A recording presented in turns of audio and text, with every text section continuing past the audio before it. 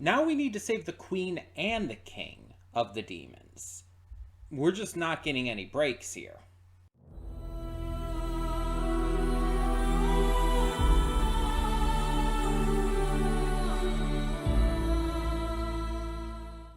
Hey everyone, welcome to Princess Gay. I'm your host Connie, and today we're here with my blind reaction to episode 11 of Sandland. We're not going to waste a lot of time here. Last we left off, Lucifer was captured by Muniel and Bread, and we already know that his daughter, the sister of Beelzebub, Lilith, has already been captured. Also, in the pre-thoughts, I said the king and the queen of the demons, and that's not quite accurate. She is the queen of Forestland. She'd be more accurately be called the princess of the demons, or the fiend princess, in kind of the same way that her brother Beelzebub is the fiend prince. Um, I guess we don't know like who her and Beelzebub's mother is in terms of like who's the actual queen of the demons would be. But like I said, she is the queen of Forestland, so that's where I got that from. And we saw like some flashbacks with her last time on how she got captured in the first place by Muniel, and we got to see her absolutely deck the shit out of that little angel bastard, which was so fucking satisfying. Especially with how kind of out of nowhere it came. It's just like really sudden and very intense. Like it was a powerful hit. She just slapped the absolute taste out of his mouth, and it was the best thing ever. But we have other problems besides that. Like I said, they captured King Lucifer too. So that's a bunch of crazy bullshit. How are we going to end up stopping them? That's the big question. I guess we'll have to find out. Like I said last time, I hadn't really known yet if we are gonna do like episodes 12 and 13 together, but we'll kind of see how it goes next week. Whether I'm in the mood to do both together or not, we'll see. But for now, we're just going to get to episode 11, see what this has in store for us. But before we do, I do really quick want to remind you that we have a lot of other great content to check out on this channel. Between Monday and Friday, we have a plethora of awesome series reactions. And on Mondays, we specifically have YouTube reactions, or at least YouTube adjacent. Whether it be shorts or specials, miniseries that just don't quite have enough episodes, or even actually stuff from YouTube. This is basically a slot for anything like that. Anything that doesn't quite fit into a normal series reaction or a movie one. And speaking of movie reactions, we do have those every Saturday and Sunday. They're pre-recorded during the week, but uploaded on the weekend. So that every day can have some kind of reaction content going for it. We also have a couple Let's Plays currently going on the channel. To start, we have Spider-Man 2 every Sunday, Tuesday, and Thursday. And it's been an absolute blast, but I do want to let you know if you're new to checking it out, the first 9 parts, especially 5 through 9, have some audio sync issues. Due to the fact that it was my first time doing a Let's Play via a capture card via the PS5, I had to get a lot of settings figured out and everything, and because of it, my second recording session, which is parts 5 through 9, had some notable issues I had to work out. Luckily, I got it figured out, and from parts 10 and on, everything should be good. There shouldn't be any more issues, any more problems with that. It should all be fixed. But I wanted to let you know about that just to be safe in case you were going to be checking it out for the first time. That being said, we also have a donation reward Let's Play for Matthew Vasquez of Anno Mutationum every Saturday. Anno Mutationum's pretty fun, pretty wacky, pretty wild. And if you want to know how to donate for a future PS5 Let's Play, go to the search on the channel and type in June Double Reward Month PS5. It should take you to the right video that will tell you everything you need to know regarding how to donate for a PS5 Let's Play in the future. Or you could just ask me in the comments. You can leave a direct message on Discord, contact me on other social media. There's plenty of options, whatever you're most comfortable with. But that all being said, thank you as always so much for tuning in. Let's get this going. So when the screen fades to black, pause this redirect and go to the description below. Follow the link to the reaction because yes, we do redirect all reactions on this channel. The reason's pretty simple. You know how YouTube's copyright system is. It's pretty shitty. So to kind of circumvent that, we push all of our reactions to another site, just so we don't have to deal with any possible channel strikes or even worse, a channel termination. I have dealt with that before. I don't want to deal with it again. So to remain safe, we push the reactions off to another site. And I know you don't want to have to click all these extra links to get to the reaction, but it's just the one link. You click it, and it takes you exactly where you need to go. And on the plus side, that also allows all of you, yes, every single one of you, to get to see every reaction I put out, whether it be a series, a movie, etc., in its entirety, full and unedited, completely for free. No PayPal, no Patreon, no paywalls at all. And you don't even have to sync up your own copy. You just get the full reaction in the video for free. And I think that's pretty awesome because for a lot of valid reasons, mind you, a lot of reaction channels can't get away with doing that. But I do pride myself on being one of these channels that can and does. So I hope you enjoy the full unedited reactions to come, and even ones that have already been put up on the channel. But after you watch the reaction, you can come back here to the redirect and resume play. Because after fades black and then fades back in, everything from that point forward will be my afterthoughts, and will not only contain spoilers to the episode, but just my general thoughts on it, thoughts on the series, things related to the channel, that kind of stuff. It's always worth it to check out just to be safe.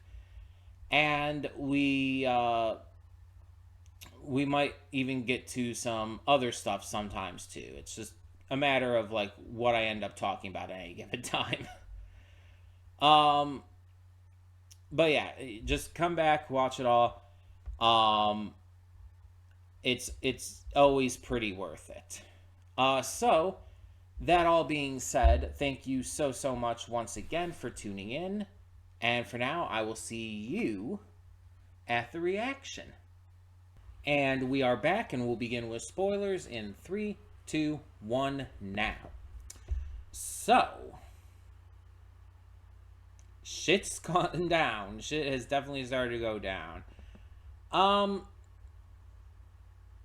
Now, I'm going to surprise you here. I'm going to probably throw you guys off, anyone who's watching this, because I'm going to actually say something negative about this series. I know, a shocker. One of my favorite shows here. Definitely my favorite that I'm currently reacting to. I'm actually going to say something negative about it? No. But in all seriousness, Garam came out of nowhere. This, unless I'm forgetting something, which is possible, I guess, there was no build up to this at all. And I think that was supposed to be the point, because it was like made to be like this big surprise. And they're kind of like showing even like our heroes being like surprised that kind of thing like basically exists at this point. And everything, but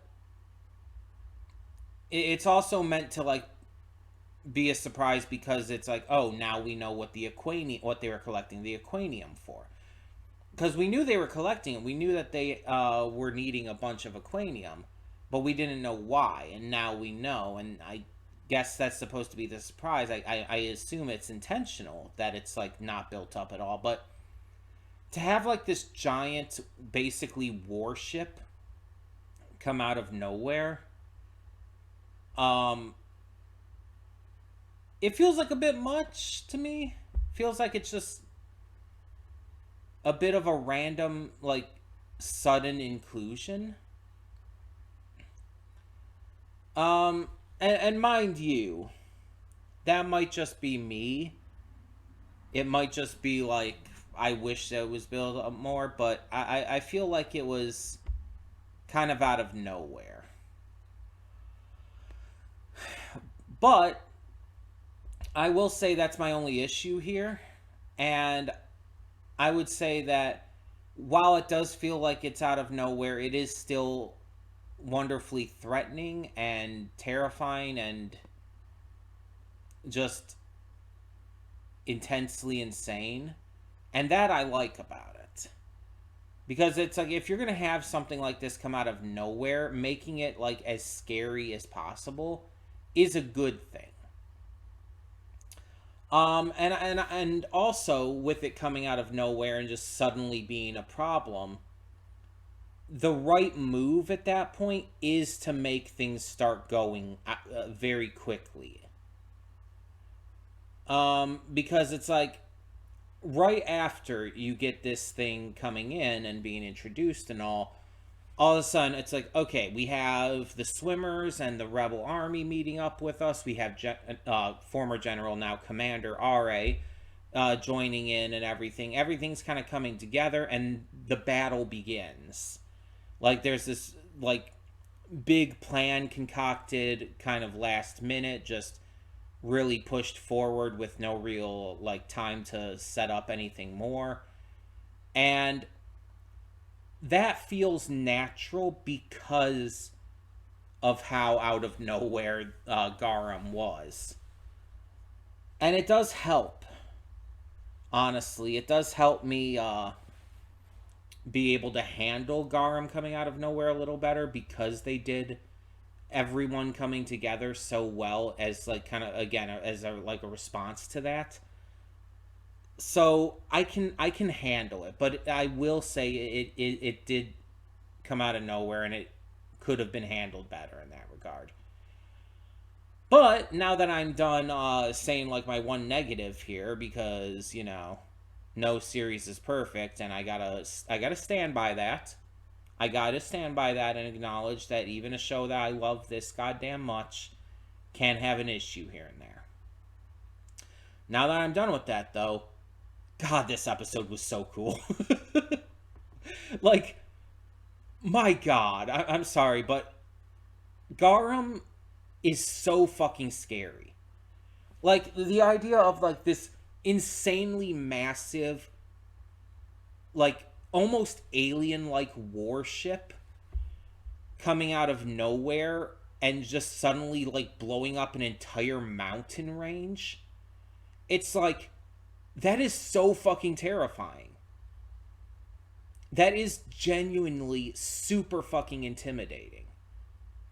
Especially when you think like the entire rebel army is still there at first. Like, obviously we as viewers knew that they weren't going to be.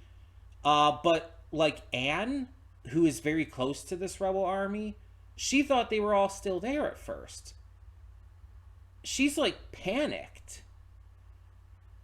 And of course, we know like Longo is a friend of Papa from the Swimmers and of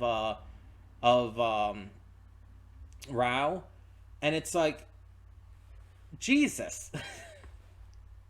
But luckily, we knew that they would be fine. We knew they would have escaped, and we saw that they escaped. Like even when the mountain range was being blown up, like it showed like close-up shots, and no one was there. So when they appeared, having been, you know, warned and saved by the swimmers, it's like, that's just great. Even though we knew it was going to happen. It still feels nice because you see it from the perspective of someone like Anne, who is really messed up about it.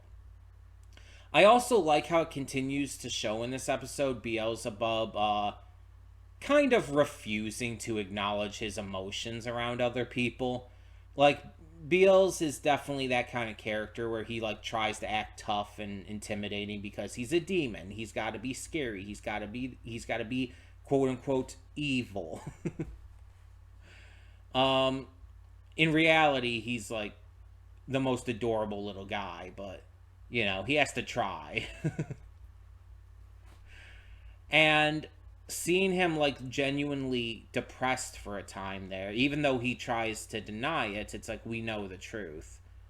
Seeing him super depressed for a bit there after his father was taken, the fact that he is able to formulate any kind of plan during that is honestly really, really cool. Because it's like, if I were in that state, and I've been in that kind of state, maybe not for the same reasons, but I have been in deep depressions like that. Um, I would not have been able to think of any kind of plan. I would have just been like crying and hugging myself and just trying not to get too into my own head because I do that a lot when I'm facing bouts of depression. Um, yeah, it's like that's one of the biggest issues I suffer from when in that kind of mood. It's just I tend to get into my own head very easily, and it makes things worse. It's not good. Like, struggling with my mental health just on a general level is already bad enough, but when it gets into one of those kind of moods, when I get like that depressed, it's like it's so fucking hard to deal with. And I again usually just make it worse with my, intrusive horrible thoughts. But I like that they showed that this character does have those complexities. That despite being a little mischievous troll, he is still a person underneath that. He still faces those kinds of issues and pains and sorrows too. And he may be a little embarrassed to admit it, but he's he's not perfect, and he's going to find things that just bum him the fuck out.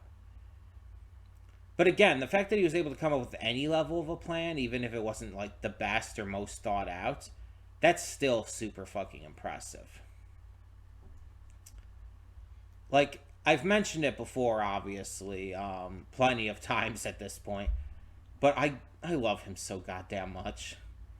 Like, there's just certain characters that I just very deeply, on almost a personal level, like really fall in love with. Just those kind of characters who just almost become very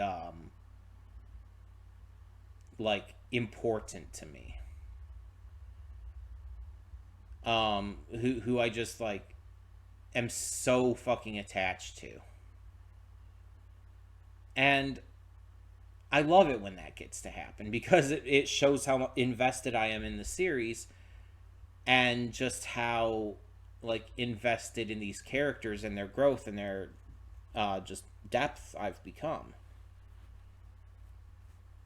And it's just it's what I want out of any show I react to or just watch on my own time. Even I want to have these kinds of attachments, partially because it makes me feel better for not having these kinds of attachments in real life, but also because it helps with my mental health. Like, a lot of people don't understand that. There's a lot of people out there who like make fun of people or mock people who get like extremely emotionally attached to fictional characters.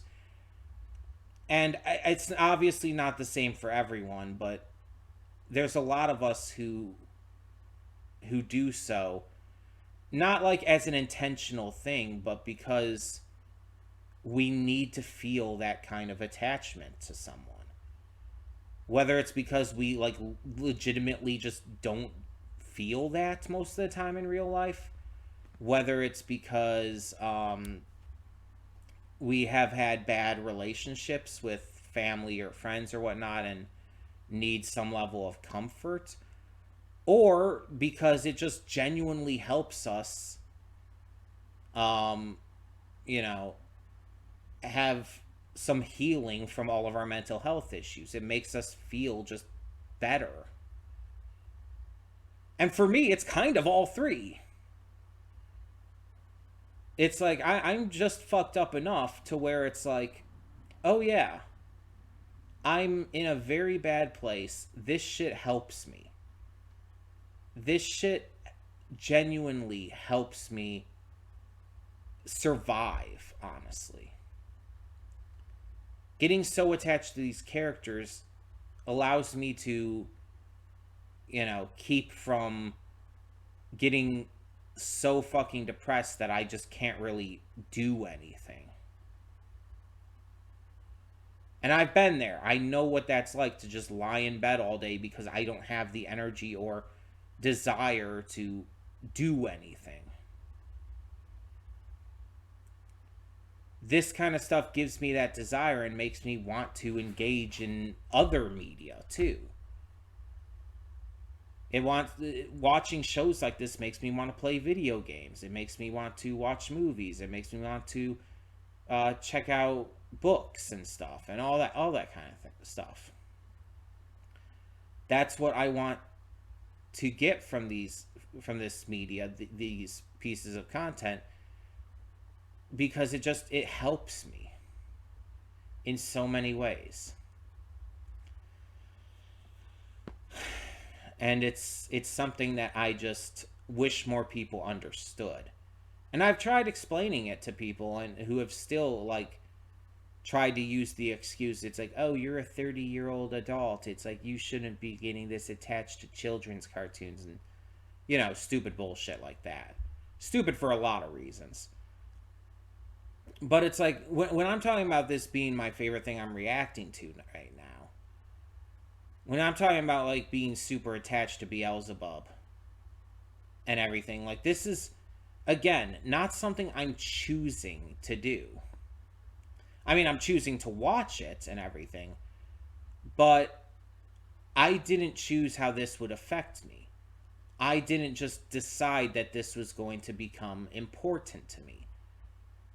That happened based on my pure emotional reaction to this series. And I can't even fully explain why, and I want to make that clear too. Maybe it's because of my autism and shit, but I don't fully know why I am so attached to certain characters. Some characters, it's like, oh yeah, there's definitely connections there, things I can relate to. But then it's like Beelzebub, it's like I'm nothing alike. Outside of that depression thing in this episode, but I've been attached to him prior to this episode. Why am I so attached to him?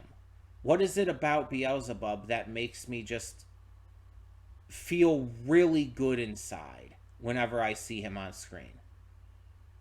Hell, it's to a point where even just seeing an image of him just kind of brightens up my day every time I see it.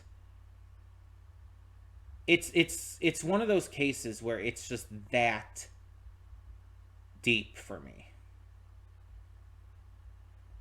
Where my love for him is just that deep. And again, it might seem weird to a lot of you, and that's fine. Just try to understand that there's a lot going on in my mind in terms of my mental health that just kind of goes away for these 22 minutes or so each week. And it's not the first time this has happened either. I had kind of the same thing happen with Amity from Owl House. And in the second season, at least, Fizzarali from Hell of a Boss. Angel Dust from Hazbin Hotel. I often use the term comfort character. which is a very valid, good term to use because that's what the character is doing for me, comforting me, making me feel happy when my mind is trying to say, fuck you, you suck. It's it's like a dose of pure joy into my brain just from seeing this character. That's insanely impressive for a series to be able to do that. And this is, like I said, one of those characters that does that for me. Alongside the likes of Amity or Pinkie Pie from My Little Pony or Fizzarolli or Angel Dust or so many others. And it's like, it's almost kind of coming to a realization now just how much of a comfort character BLs has become for me. To the point where it is that, like, emotionally connective, to where I am, like, emotionally affected that much, positively, of course, whenever I just see an image of this character. And I really hope other people can feel this kind of stuff too with characters in various pieces of media.